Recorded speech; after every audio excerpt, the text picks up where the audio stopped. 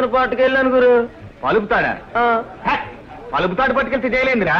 అదేలే, ఆ పలుపుతాడు కాదు శివరా ఒక గౌడికి తగులుకొని ఉందంట, నేను చూసుకోలేదు.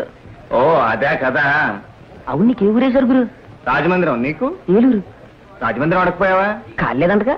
చదువుకున్నోళ్ళు, డబ్బున్నోళ్ళు, పెద్దోళ్ళు అందరూ వచ్చేస్తున్నారు జైలుకి. రద్దీ పెరిగిపోయినది. కానీ రాజమందిరం అయితే గోదావరి నీళ్లు హెల్త్ కు మంచి. డిడిగిడి దొరకనుకో. ఈ గోదావరి నీళ్ళేనా? కాకపోతే ఇది ఈస్ట్ ఎస్ట్. ఎట్టైనా ఇట్టి ఇట్టే ఎట్టే ఎట్టే.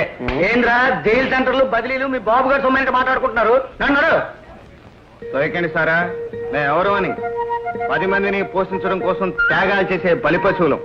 అజ్ఞానం కొద్దీ నేరాలు చేసి మేము జైలుకి వెళ్ళకపోతే మీ పోలీసులు ఎందుకండి?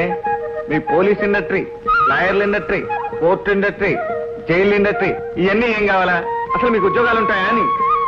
మేము ఎన్ని ఏళ్ళ లక్షల కుటుంబాలను పోషించి ఇలా కొవ్వొత్తులా కాలిపోతున్నామని